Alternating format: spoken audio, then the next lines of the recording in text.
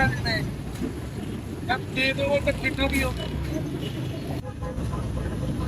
दोस्तों मैं तो तीनों दिन का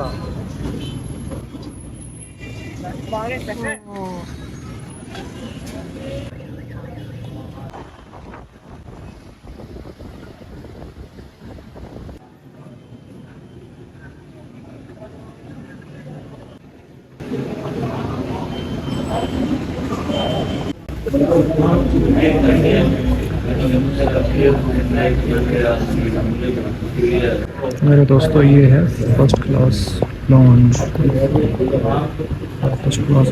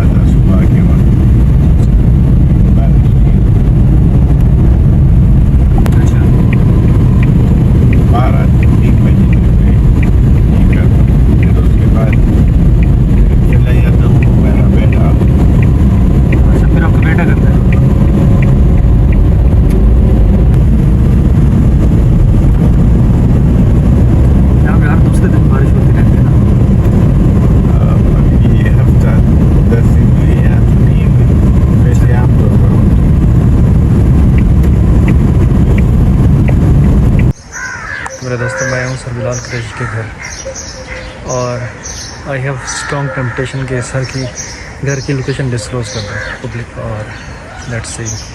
मेरे दोस्तों ये है अमीर लुंगा कोठी बंगले वालों का घर और ये रहा मैं बिल्कुल भी फिट नहीं हो रहा। और ये मैंने क्वेश्चन की लिस्ट प्रिपेयर की हुई है सर से जो मैंने पूछने हैं। काफ़ी तगड़े तगड़े क्वेश्चन मैंने प्रिपेयर करके रखे हुए हैं सर के लिए, पॉडकास्ट के लिए। 2 पॉडकास्ट करेंगे इंशाल्लाह।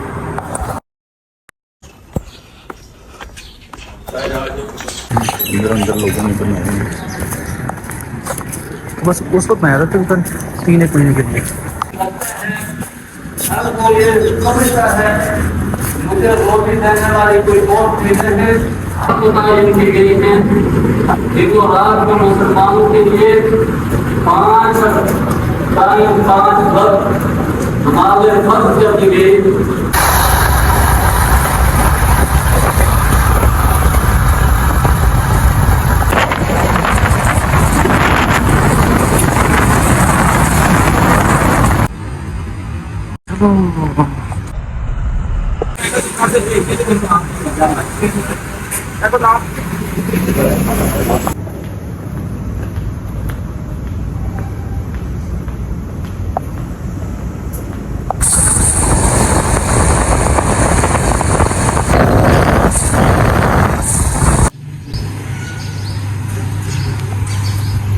मेरे दोस्तों मैं तो करने लगा हूँ launch at Bilal Qureshi, learn with Bilal Qureshi. ये सर ने रोम दिया है मुझे। धन्यवाद।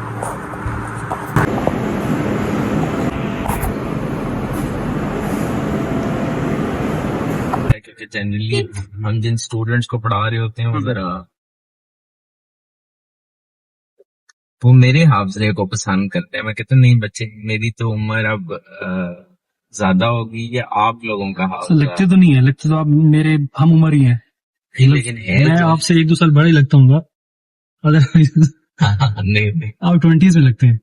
लग नहीं मेरी इधर। सर इसका सीक्रेट क्या है, आप इस तरह से फ्रेश स्किन का और वो ना, नेक साफ दे लूंगा साफ दिल होना। तो वो फिर उस पे आ जाता है। आप ये भी सवाल आप पूछ लेना उसमें, पॉडकास्ट के अंदर। पॉडकास्ट में। ये इसमें इसमें मुझे मौका मिल जाएगा, मैं कहूंगा असल में बुग़्ज़ नहीं रखता ना। आपने देखें कैसी कैसी अजीबो गरीब बातें बताई मुझे, और क्या क्या कुछ नहीं बताया। लेकिन हम तो उन बच्चों को भी, मैं कहूंगा हम, हमारे लिए तो वो भी हमारे बच्चों जैसे ही हैं, सही। तो हम तो उनको भी कुछ नहीं। तो सर आपके कहने का मतलब जनरली हम लोग जो है, या अगर हमारा स्किन कलर स्किन टोन इस तरह का नहीं है जितना का आपका है, तो हमारा दिल साफ नहीं है, ये कहना चाह रहे हैं आप? नहीं कुछ नहीं। अब ये कहना चाह रहे हैं? ये मैं ये नहीं कहना चाह रहा, मैं अपने अल्फाज मेरे ख्याल में वापस ले लूं। अच्छा आप रिकॉर्ड कर रहे हैं? जी जी, मुझे पता ही नहीं। ये आपको कहीं पे एतराज होगा तो कट कर सकते हैं आप। पर जो एग्जाम फेल होना कोई बहुत बुरी बात है, लेकिन फेलियर को एक एजाज के तौर पे कि नहीं सीए में तो फेल होना ही होता है ना, और उसको बहुत ज्यादा मतलब मैंने देखे कि ग्लोरीफाई किया जाता है उसको, कहती नहीं ये तो बड़ा कोई फखरिया जैसे बात है। हालांकि पास्ट में इतना वाकई मतलब इस चीज को एक टेक अप फैक्टर है। उसके अलावा ऑफ कोर्स जो आपके आईटी रिलेटेड स्किल्स हैं उनको अडॉप्ट करना, जो आपकी इमर्जिंग टेक्नोलॉजीज हैं उनको अडॉप्ट करना, आपको ये टाइम इन्वेस्ट करने। फॉर एग्जाम्पल जिस तरह जो डेटा एनालिटिक्स के टूल्स हैं उसके ऊपर आपको ग्रेप होना, एआई। अच्छा तो सर आपने अपनी शादी में ना काफ़ी ज़्यादा कॉस्ट एफिशिएंसी का मुजाहरा किया, इसके पीछे का रीज़न है? आप मुझे बता रहे थे कि आपने बहुत ही जो मिनिमल एक्सपेंडिचर हो सकता था आपने वो किया है। उसका प्रिंसिपल देखें, रीजन ये है, मिनिमल तो फिर भी नहीं हुआ, ना करते काफी लग गए मेरे हिसाब से। अच्छा। लेकिन मेरा पर्सनली ये पॉइंट ऑफ व्यू है कि समटाइम्स वो वेस्टफुल स्पेंडिंग की तरफ चीजें चली जाती हैं। ठीक है। और उनका कोई long term as such benefit भी नहीं होता। मसलन जो दूल्हे के कपड़े होते हैं, शेरवानी हो गई, दुल्हन के जो ड्रेसेस होते हैं, मेरा ये आई रिस्पेक्ट जो लोग इस पे इन्वेस्ट करते हैं या जो भी करते हैं, लेकिन मुझे लगता है कि वो एक वेस्टफुल स्पेंडिंग है। और इसमें एक और जो एंगल है, मतलब उसमें जो जिस तरह फॉर एग्जांपल डेकोरेशंस होती हैं, जिस तरह का एक मार्की का या वेडिंग हॉल का जो सेटअप है उसके ऊपर जो स्पेंडिंग होती है, उसमें अगर शादी में आप देखें तो एक चीज होती है कि मजहब में भी नमूदो नुमाइश को डिस्करेज किया गया है।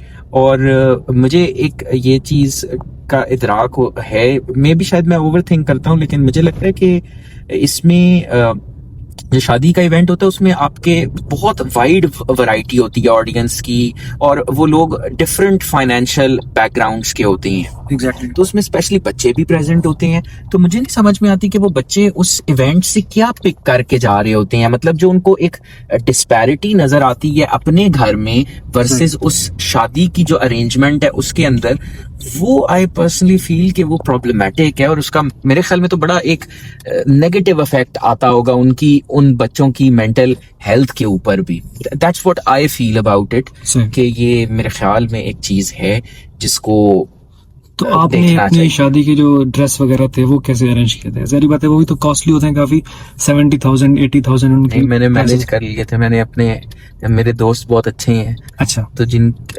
हमने बेसिकली मैंने बोरो कर लिया था। तो ये बात और एक चार्टर्ड अकाउंटेंट होके बोल रहे हैं आप? अच्छा है ना कि एक एग्जाम्पल सेट हो कि जो अफोर्ड कर सकता है, सही, वो भी नहीं स्पेंड जब करेगा ना, तो वो एक अच्छी एग्जाम्पल सेट हो जाएगी लोगों के लिए कि भाई ठीक है ये अफोर्ड कर सकता था लेकिन he chose not to waste money. तो शायद प्रॉबेबली उससे दूसरों के लिए भी एक तरगीब हो, या एक वो भी इससे शायद कुछ सीख ले। सही। तो अभी सर आपकी फाइनेंशियल नेटवर्थ कितनी होगी अप्रोक्सीमेटली? करोड़ों में है, अरबों में है? आवाज नहीं आ रही। खरबों में है क्या? पाकिस्तानी रुपीस में ये करोड़ों में है, अरबों में है या खरबों में है? है काश अल्लाह आपके ख्वाबों के चमन को लहलहाता रखे जो आप मेरे बारे में सोच रही हैं। सर अरबों खरबों को तो नहीं पता, लेकिन करोड़ों में लाजमी होगी, ये मेरी अंडरस्टैंडिंग काम करती है। करोड़ों में नहीं, लाजम। अल्लाह ताला का बहुत शुक्र है, बहुत एहसान है। कनात पसंदी भी एक चीज होती है ना। बाकी मैं कहूंगा अल्लाह ताला ने पर्दे रखे हुए हैं, अल्लाह ताला रखी रखे। सही। सर आपने सबसे महंगी चीज़ क्या ली सीए करने के बाद? ये ऐसे पॉडकास्ट में भी मैंने पूछा हुआ है, लेकिन मैं इस व्लॉग में बेसिकली पूछना चाह रहा हूँ कि आपने सबसे महंगी तरीन चीज़ क्या ली, कितने लाख कितने करोड़ की, आफ्टर क्वालिफाइंग सीए? प्लॉट लिया होगा, होगा नहीं लिया है, इस तरह बताएं। भूल जाता हूँ ना असल में, मैं शॉर्ट टर्म मेमोरी लॉस हो जाता है ऐसे सवालों पे। कभी सवाल जो है वो ज़हन में ही नहीं आ रहे होते, वो आवाज ही नहीं आ रही होती। और उसका फाइनेंशियल क्या वर्थ थे, कितना महंगा था? ये भूल गए, ये भूल गया। और कितने मरले का था? ये तो बिल्कुल भी नहीं याद, नंबर्स नहीं याद रहते मुझे। नहीं आप बताओ। मैं तो असल में थ्योरी का टीचर हूँ ना, सही ऑडिट पढ़ाता हूँ। सही। अगर आप 5 मरले 10 मरला या 20 मरला बोलेंगे ना, तो फिर हम वो जिसे कहते हैं एनालिटिकल प्रोसीजर वगैरह, उसको अप्लाई करते हुए पहुंच जाएंगे कि आपने कितनी बड़ी इन्वेस्टमेंट की है। इसीलिए तो मुझे याद नहीं आ रहा। सही, काफी डिप्लोमेटिक आंसर था sir. Thank you. Thank you for the hospitality. तो मेरे दोस्तों, अब मैं जा रहा हूँ मुल्तान। सर बिलाल कुरैशी के साथ पॉडकास्ट रिकॉर्ड कर लिया है और ये स्टूडियो वाले हमें कोई 3 से 4 दिन के अंदर अंदर final output video after the editing मुझे भेज देंगे और ये podcast within a week मेरे इसी चैनल के ऊपर एक्सक्लूसिवली अपलोड भी हो जाएगा। अच्छा, जब मैं उनको पॉडकास्ट में फीचर करने का प्लान कर रहा था ना, तो मेरे जहन में यही पॉइंट ऑफ व्यू बना हुआ था कि शायद ये थोड़े रूड से या मिस्टर एरोगेंट टाइप है, जो कि बहुत से आप लोगों में से लोगों ने मुझसे कहा भी कि हमसे ये क्वेश्चन पूछने हैं।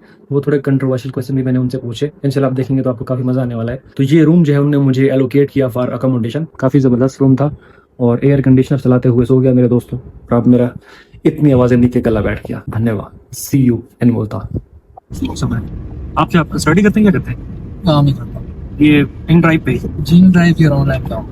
तो कौन सा काम करते हैं? Subscription store. Sorry, subscription store. किसी सब्सक्रिप्शन? पेड प्रीमियम पैकेजेस होते हैं हमारे अच्छा, पास, जैसे चैट फिटिंग वगैरह इस। यार इसमें मैंने सुना है फ्रॉड भी बहुत होता है। हाँ होता है, हमारे साथ हो जाता है जो हम सेल कर रहे थे। अच्छा, नहीं जो सेलर होते हैं ना, वहाँ उस साइड से होता है फ्रॉड। बिल्कुल, मैं क्या कह रहा हूँ, कभी कभार हमें भी सेलर से चीजें लेनी पड़ जाती हैं, हमारे साथ फ्रॉड हो जाता है। अच्छा, आप बीच में वो ट्रेड करते हो, उससे लेके और कस्टमर को दे रहे हो? बेसिकली हम वेंडर नहीं है, अच्छा। लेकिन हर चीज को कैरी करना बहुत मुश्किल होता है, इसलिए कुछ चीजें बाहर से भी उठानी पड़ जाती है। अच्छा, विड IQ जो है, विड IQ, इसकी क्या सब्सक्रिप्शन चल रही है आजकल? कौन सा पोस्ट प्लान? हाँ यार विड IQ आजकल नहीं बन रहा, नहीं बन रहा। आजकल इस पे इशू है। क्या रीजन है इसका? बस सस्पेंड हो जाते हैं अकाउंट, हम बनाते सस्पेंड हो जाते हैं जब आप चीज की बहुत ज्यादा परचेजिंग कर लो ना, अच्छा, या उसकी ब्लैकमेलिंग हो, ब्लैक मिस मिसयूज। मिसयूज हो, वो विड IQ का क्या मिसयूज हो सकता है? बहुत होता है। क्या मतलब एक चैनल है देखिए, उसको? हम जो भी सब्सक्रिप्शन लेते हैं ना, ये हर उस क्या कहते हैं, जो अब जैसे नेटफ्लिक्स का मैं आपको बता रहा जी। हूँ, नेटफ्लिक्स हमें क्या देता है कि आपको फर्ज एक अकाउंट दे रहा है नेटफ्लिक्स आपको कि आपने ये यूज करना है, ठीक है। और क्योंकि नेटफ्लिक्स अभी मेरी गाड़ी है, मैं इस्तेमाल कर रहा हूँ, मुझे पता है। अच्छा, आप कैप्चर करना मुश्किल नहीं है? जी, आपको कैप्चर करना मुश्किल नहीं है? ये शायद कैमरा शायद हो, कैमरा शायद तो नहीं हो, कैमरा शर्म नहीं आती मैं आपको कैप्चर करूँ नहीं वीडियो में?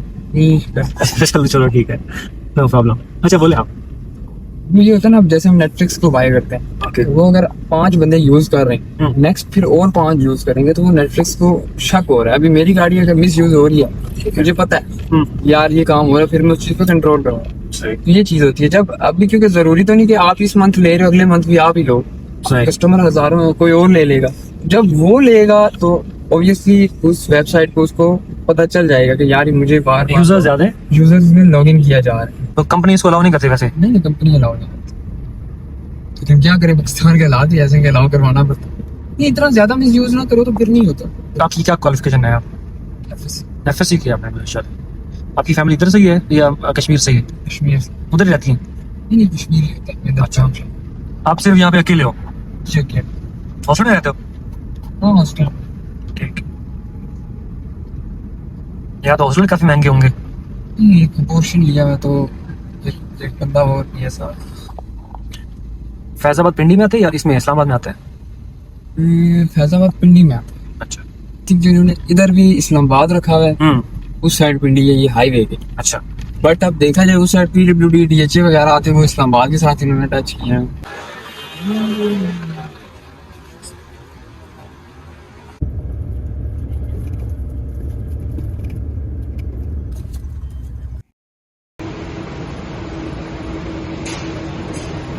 Welcome back मेरे दोस्तों।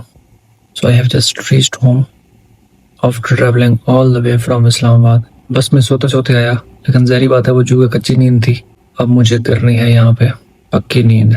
रास्ते में जुनैद जमशेद का एक मोटिवेशनल सॉन्ग था, वो मैं सुनते हुए आ रहा था। जुनैद जमशेद जो कि J.Dot के फाउंडर हैं, जिनकी डेथ हुई थी प्लेन क्रैश होने की वजह से। तो उनका एक मोटिवेशनल सॉन्ग था, एक बार भी आ ही जाएगा। मोटिवेशनल सॉन्ग है, तो इस सॉन्ग से ना हमें होप मिलती है और सेंस ऑफ रेजिलियंस ये मिलती है कि वी शुड कीप गोइंग, हमें रुकना नहीं चाहिए, किसी जगह पे स्टक नहीं हो जाना चाहिए। उस सॉन्ग के अंदर एक खूबसूरत सी लाइन ये है कि जंगलों में भी रास्ते तो हैं, हमें भी कोई मिल ही जाएगा। नहीं, अगर तो लाइफ इतनी ज्यादा टेंगल्ड हो जाए कि आपको समझ ना आए कि कोई रास्ता है, फिर भी आप सोचो जरा कि जंगल जो बहुत घने होते हैं उनमें भी कोई ना कोई रास्ता होता है जो कि आपको आबादी की तरफ लेके जाता है। वो सॉन्ग इस तरह से था कि क्या हुआ अगर जिंदगी जरा उलझ सी गई, सोचो तो जरा जंगलों में भी रास्ते तो है, हमें भी कोई मिल ही जाएगा, चलो तो सही, चलो तो सही, प्यार व्यार भी हो ही जाएगा, इतबार भी आ ही जाएगा, आ ही जाएगा। To all my brothers and sisters जो कि सेल्फ डाउट्स का शिकार हैं, इनसिक्योरिटीज में जी रहे हैं, और I just want to say to them that keep going, और इंशाल्लाह ये सेल्फ बिलीव्स भी आ जाएंगे, रास्ते भी मिलते चले जाएंगे, और ये जो टेंगल्ड लाइफ है ये इंशाल्लाह जरूर डायरेक्शनल हो जाएगी। और अब मैं घोड़े बेच के सो जाऊंगा मेरे दोस्तों, एयर कंडीशनर के अंदर 28 टेम्परेचर लगा करके, ताकि मुझे फ्लू ना हो कम टेम्परेचर के ऊपर। ये रहा मेरा एसी, ये रहा साढ़ा एसी जो है। सो धन्यवाद।